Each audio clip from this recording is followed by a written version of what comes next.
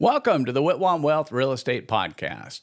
Today's episode is Become a Landlord, Part 2. Welcome to the Whitwam Wealth Real Estate Podcast with Scott Whitwam, your blueprint to financial abundance. Settle in as we explore the mindset and methods for wealth building through real estate. Welcome back. I'm Scott Whitwam, and today's podcast, our topic is Become a Landlord, and this is Part 2. We want to become a landlord without going broke, right? That's partially true anyways. I don't know anyone who really wants to be a landlord. They want to listen to complaints, they want to fix units, they want to update, they want to market their properties. What we really want are the benefits, passive income, cash flow, high returns, and prosperity. And today we're going to finish breaking down how to become a landlord, a profitable one. Becoming a landlord is not what most people think, where you just buy a house, you find a tenant, collect rent, shazam, and you're rich. The truth is, being a landlord is a business, not a hobby. So today we're going to cover the last 2 points in this wrap-up. So point number 3, we want to talk about financing the right rental property. So when we start with this financing options, we want to, obviously find the perfect investment, because, we need to know what it is we're trying to finance. Now, I generally recommend that people get some of their, we'll just say, ducks in a row, right? We want to get things lined up. So you're going to want to know what kind of financing you want to approach, because there's going to be several different options. And you want to do this, I would say, simultaneously for looking for your rental property. If you wait till you find your property to go out and try financing, sometimes you can be too late and your deal's going to disappear. But let's just say that you found your property and now you're actually ready to pay for the thing, right? So here's some common investor paths that you can take. One is a traditional 30-year non-owner occupied mortgage. If you have good credit and currently have W-2 income, this may be a perfect way of going. So to do this, you're going to want to talk with people who operate in the conventional financing arena. You can find many lenders who do these type of mortgage bankers, brokers, traditional banks. They all may be willing to lend to you. It is really typical that when you're dealing with a conventional investor loan, that they're going to require 20 to 25% down, what we like to call skin in the game.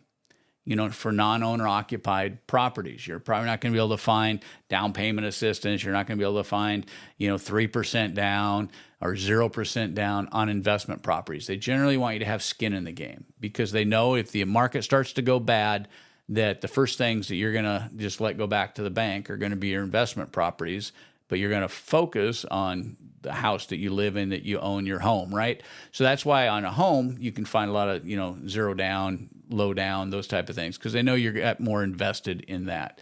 So they're going to want you to have skin in the game. You can get, long-term fixed payments. The rates are going to be a bit higher than a property that you occupy. And that's why you have to fully disclose that it's a non-owner occupied property. You're not going to be living in the property as a primary residence.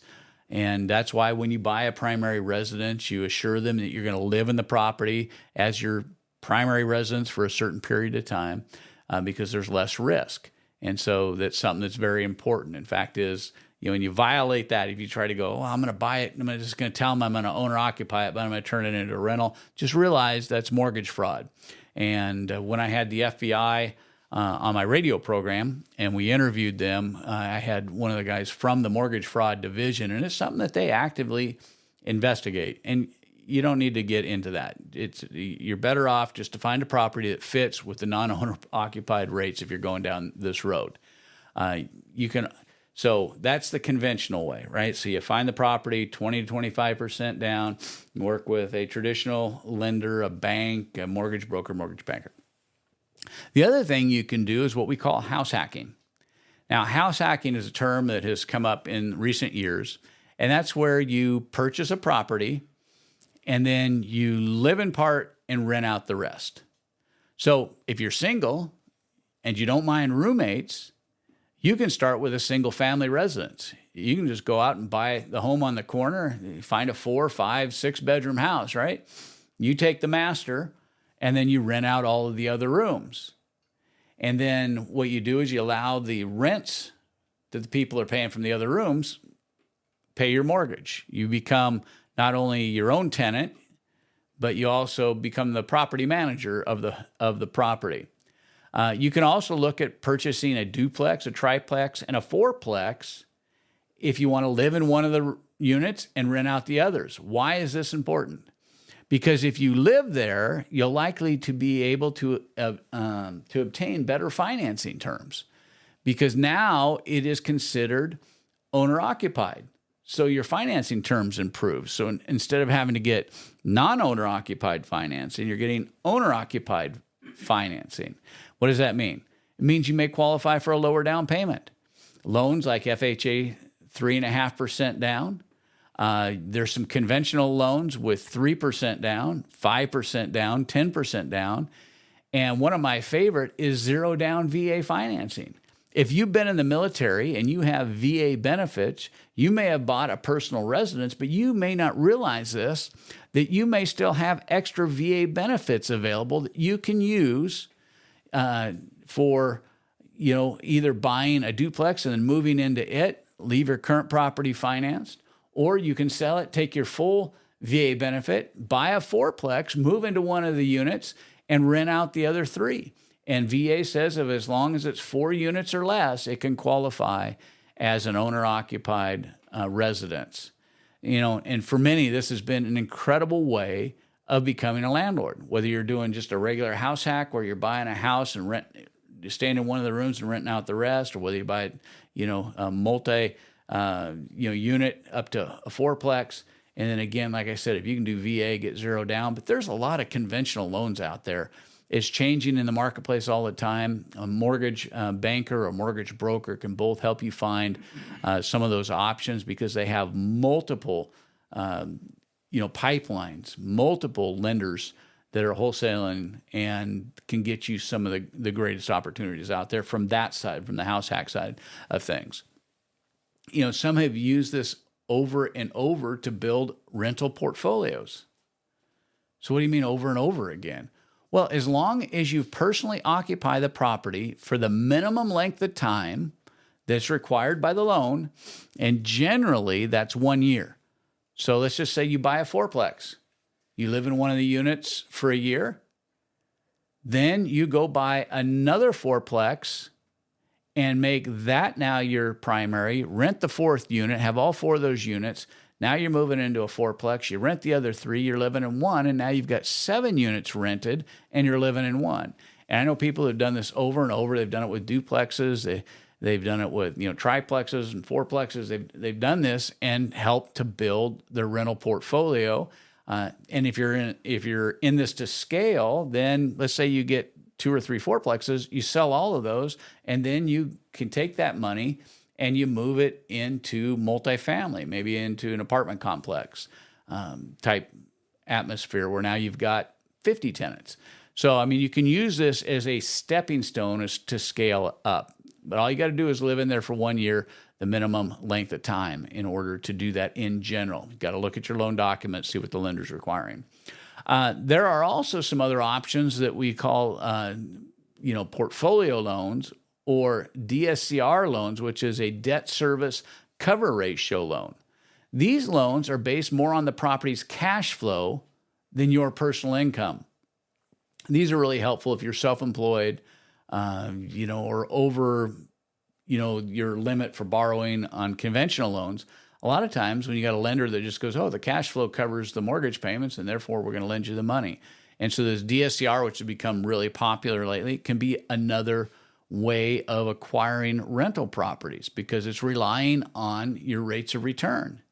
Rates can be higher in these type of loans like the DSCR and portfolio loans, but they unlock more deals for you. And as long as the numbers work, then the rate just becomes another leverage point. And so we don't want to necessarily look and say, well, man, if I bought it with this conventional 30, I can get, we'll just say, 10%, but if I bought it with a DSCR, it'd be 12, and yet if I lived in it, if I did one of these live-in ones, I could get it for 8. But if the numbers work, it really doesn't matter because it becomes, a way of getting into more properties. It can be another leverage point where we're using some other types of leverage that aren't our own money in order to get into properties. And, we're coming into an era. I mean, right now we've seen interest rates on at least the home mortgage side drop down into the 6.5%, which is really good. We believe that, in the coming months, we're going to see lower interest rates. I've seen investor loans at 7%. So things are starting to come around. The rates are going to get better and the opportunities are going to become more. Next, I want to talk about one of the things that is one of my favorite, and that's creative financing. Things like seller financing, subject to financing, joint venture partnerships, and hard money. Now these are more advanced strategies. I cover them more in my book, No Money Down, which you can see the cover of it right here. But in the book, No Money Down, I talk about some of these leverage strategies of how to buy properties with little or no money out of your own pocket and utilize financing that is already in place or money that the only thing you have to qualify with is the property. It's very helpful when you have, these type of financing options. And if you've been in finance or you've done creative acquisitions, you have that kind of experience. And it really doesn't matter if you have the experience in real estate. Let's just say you've done creative financing on automobiles or businesses or whatever it is. If you understand the principle, it'll be just a no-brainer for you, and you can take it and bring it over here into the rental property market. If you've never done it before, again, you're going to want to learn a little bit more about it. It may not be the place where most people start, but that's the reason why I wrote the book, No Money Down, is to help give some information on how this can be done for the beginner. I love using other people's money, what we call OPM. It is so great when I can look and go, okay, I've got this much money, but if I use other people's money, I can do this much more. It's what we call leverage. It's the ability to lift something bigger than yourself, right? And it's really good if you're, beginning to build this type of portfolio and these type of things that you start to build your acquisition team. So what do I mean by that? To begin with, you're going to be the only player on your team. All right, you're the chief cook and bottle washer. But to build your team, you just need to start networking. You need to find an investor network. That's where the other people who have experience are going to hang out. Experienced investors will be there. People who do financing for investors will be there. Investor-friendly real estate agents will be there. You'll find wholesalers and contractors and handymen, property managers. So you'll start to build this pool of people that become your team. And even if you don't ever use any of them immediately, you may need them later. So start collecting names and phone numbers right now. And then with that proper mindset that you're developed, right? And your potential deal and all of these things we've talked about financing, it will line us up for what's next. Now comes the part that will make or break most new landlords, and that's managing tenants and protecting your investment. So this is our number 4, managing tenants and protecting your investment. So let's get real. Tenants can make your life amazing or miserable. Good tenants pay on time. They take care of your property. They stay for years. Bad tenants cost you money, stress you out, and can destroy a house faster than you can imagine. The good news is a lot of this is under your control by the use of systems, by screening, by setting boundaries. And this begins with when you're marketing and screening tenants. First, we market to the kind of tenant we want. We never discriminate or treat people differently because of any disqualifying factors, race, religion, all those kind of things, right? Never. But we do qualify them on their ability to pay and likelihood to maintain our property, right? So we use online platforms like, some rental listing sites, the MLS. If you got a good real estate investor friendly agent, they can get your property in the MLS or social media. And what we want to do is we want to make our property look good, take bright, clean photos, Attract the people who want to live in clean and attractive properties. Write clear descriptions. Talk about your rental deposit requirements. Now, some states limit what you can and can't do in that area, and your pet policy. Same thing with assisted animals, but you want to write your policy. Are utilities included? What are the parking spaces? Do their cars have to be inside? Can they be on the road? All that stuff. The second step would be have a clear criteria written down and valid under your state's landlord-tenant law, right? So it doesn't matter if you have a policy. If it's not valid under the landlord-tenant law, you'll never be able to enforce it. But before you talk to any tenant, decide what your written screening criteria will be, such as their income has to be 3 times the rent. They have to have a minimum credit score of 680, 710, 760. No recent evictions, maybe in the last 10 years. No violent or property damage felonies. Make sure your criteria complies with your fair housing laws and the landlord-tenant laws in your area. No discrimination based on protected classes, and apply it to all prospective tenants equally. I know sometimes it's like, well, I just have this feeling. I can tell you that you will get burned most times if you just go on feelings. You have to apply your criteria.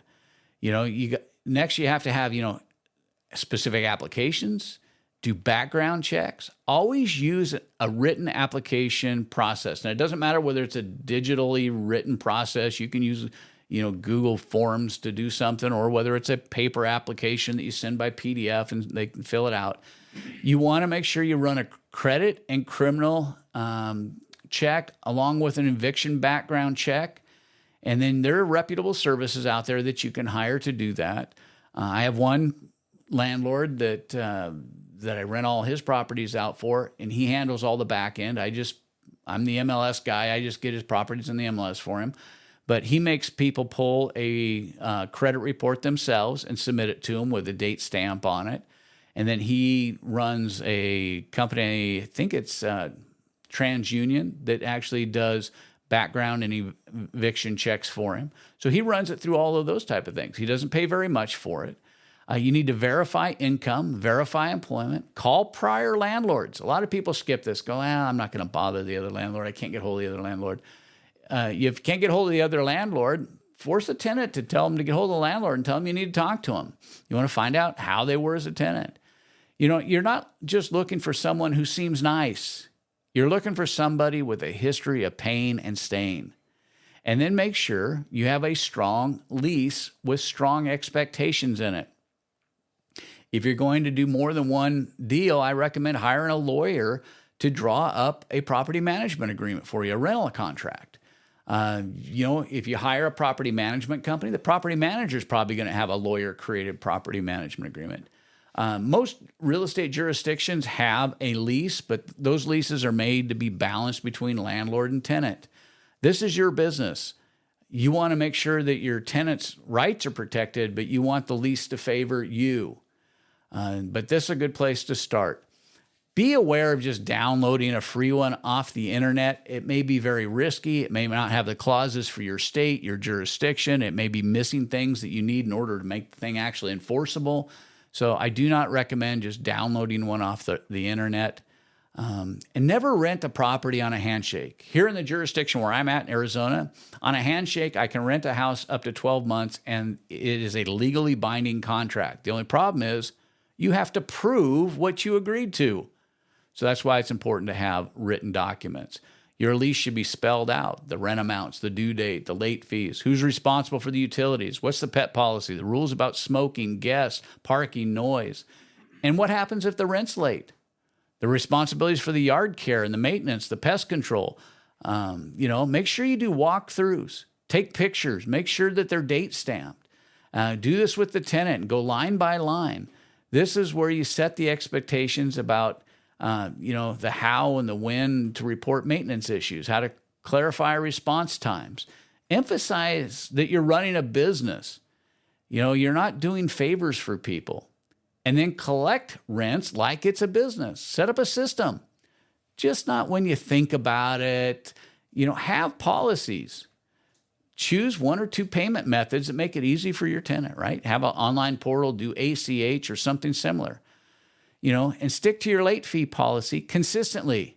No endless grace periods. When you're consistent, tenants know you're serious and they treat the property and the relationship with more respect. Verify everything, right? So here's something else that's very important. It's the maintenance and the inspections of the property. What do you mean maintenance and inspections? Yeah, you should be doing regular maintenance on the property and utilize those as opportunities to actually check out and do an inspection on the property. Maintenance is where many landlords drop the ball way too often. A good rule is, fix small problems before they become big ones and expensive ones. Build a relationship with a reliable handyman or contractor that you meet at your networking meetings. Budget monthly for certain repairs and maintenance and updates. Don't wait till the wood's peeling to paint the house. Paint the house, keep it looking good so that you can maintain good tenants. Consider doing walkthrough inspections once a quarter or at least twice a year. Build that language and that ability into your lease. Go and check in your property. If you have a property management company, most of them have inspection periods once a year. Say, no, how much extra will it cost to get you out there once a quarter to inspect my property and make sure they're taking care of it? At least twice a year. Document everything with photos and notes. Not only does it protect your investment, it also shows, good tenants that you're a responsible landlord, and they're more likely to stay longer. Lastly, handling problems and evictions. Eventually, you're going to run into an issue. I'm telling you, it's going to happen. Someone will be late on a payment. Somebody will miss a rent payment. Somebody will violate something in the lease. Somebody will do some property damage. Your best tool will be to have a clearly written lease with documented communication, knowledge of your local landlord-tenant laws, and then follow your policies, your late fees, your pay or quit notices, requirements, and the timelines. If the tenant stops communicating or doesn't pay, you must be willing to move forward with eviction according to your local laws. You're not being heartless. You're enforcing the rules of the business, the agreement that you both signed. If you're not comfortable with this would be another reason to consider a property manager. So let's recap what it means to become a landlord. We covered 4 big areas. Number 1, mindset and strategy. You're starting a business, not buying a novelty item. Know your why. Decide your level of involvement. Number 2, find the right rental, right? Look for properties where the numbers make sense, not just the price, but choose markets where the demand and growth are. Number 3, we talked about financing, using financing strategies that align with your goals, traditional loans, house hacking, DSCR, and creative financing. And lastly, number 4, we talked about managing tenants and protecting your investment. Market effectively and screen carefully.